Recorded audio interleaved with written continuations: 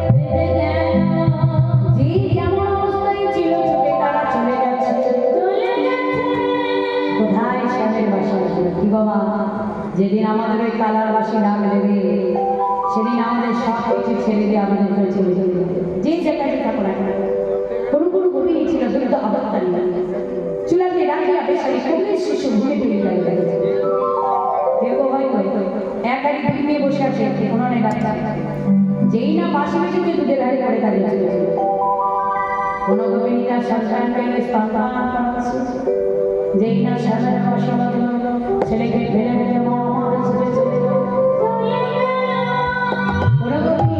রাতের বেলায় স্বামী পা টিপছে চল যেই না বাসি টিপছে চুপি চুপি চুপি চুপি যেই না চুপি চুপি চলে যাচ্ছে গোবিন্দ বলছে দাঁড়া কোথায় যাচ্ছ তুমি দেখো আমার স্বামীর বাসা আজ আমি ধরে না আজ আমি ছেড়ে যা কোথাও যাওয়া যাবে চুলের মুড়ি ধরে টানতে টানতে নিয়ে এসে ঘরের মধ্যে দেখি তোমায় কে নিয়ে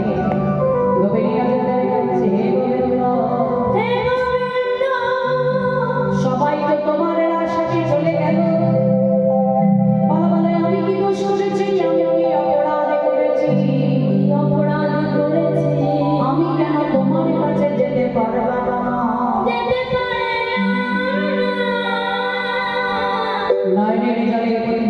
স্বরূপ গোবিন্দ বলে বললেন, হে গোবিন্দিনী, তোমার জন্মস্থানটা মথুরা নগরী, আর কোনো মথুরাবাসীর দেহ তো রাস সাথে যাবে না, তাই তোমার দেহ করে থাকবে ওই আত্মাটাকে আমি নিয়ে যাবো রাস সাথে।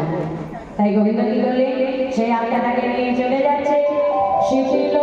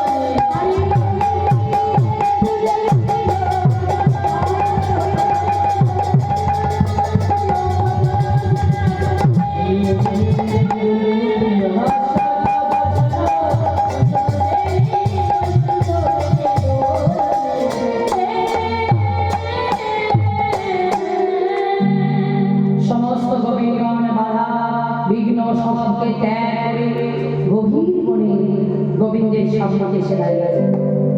বিপিনে মিলাল গোপ রমণী, হে হাসা চন্দ্রী হারি, ওই যে মিলাল গোকুল চন্দ্র গোবিন্দ দাস বলনে গোবিন্দ দাস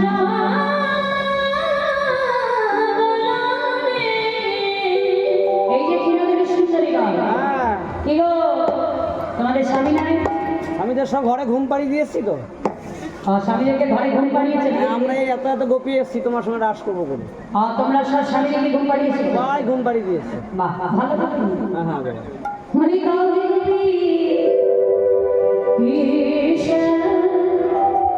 লাগে গহনে বনে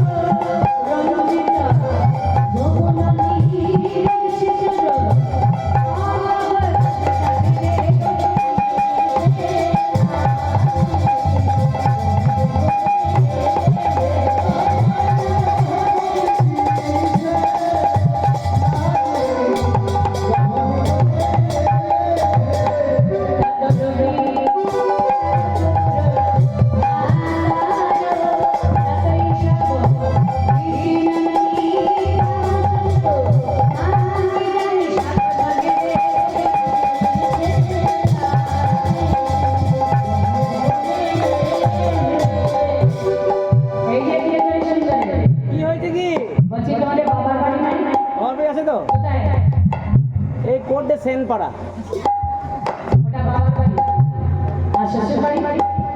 এই যে একের পল্লী মোড়ে। আচ্ছা, তোর ছেলে মেয়ে? একটা নয়, এক হালা হালা। এক হালা বুঝবে? দেখো জিজ্ঞেস করো কি গো মার, এক হালা বুঝো? হালা বুঝো? হালা বুঝো? এটা আসামের কথা। এক হালা মানে হচ্ছে গুন্ডা গুন্ডা, চাকরি চাকরি। আমরা যেটা গুন্ডা বলি, আসামে সেটাকে হালা বলা। হ্যাঁ গো, সব ছেলে না মেয়ে? আর দুই ছেলে দুই মেয়ে। দুই ছেলে দুই মেয়ে, মানে বড় সংসার।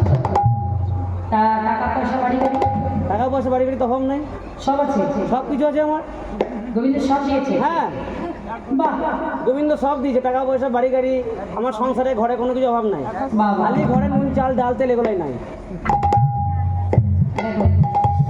বলছি কিচ্ছু অভাব নয়, ঘরে সব আছে, বাড়ি গাড়ি ধন সম্পদ সব আছে, কিন্তু বলে চাল ডাল নুন তেল।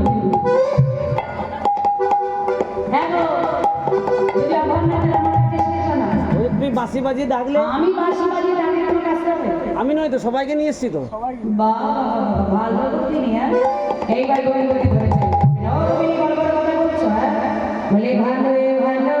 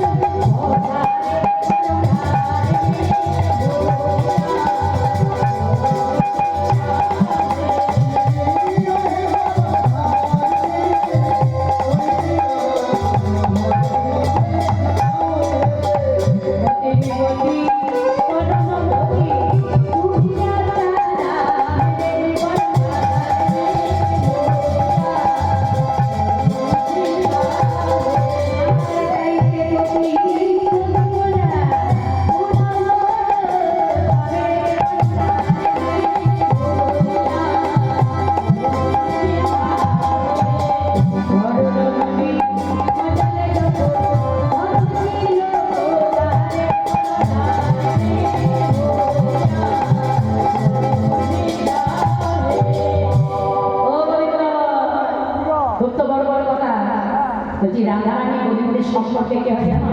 গার্লফ্রেন্ড হলো বাবা বলছে গার্লফ্রেন্ড হয়। বাংলা ছেলে ইংরেজি কোন স্কুলে পড়েছো বাবা?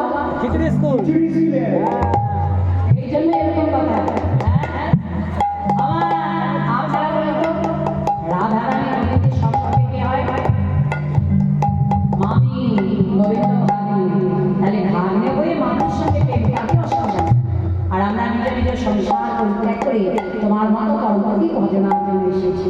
আর এখন বলছো কেন বেশ এসেই যখন করেছো তাও কাজে হবে না। হে গোবিন্দ এদের সমাজের একটা রাস মন্ডলী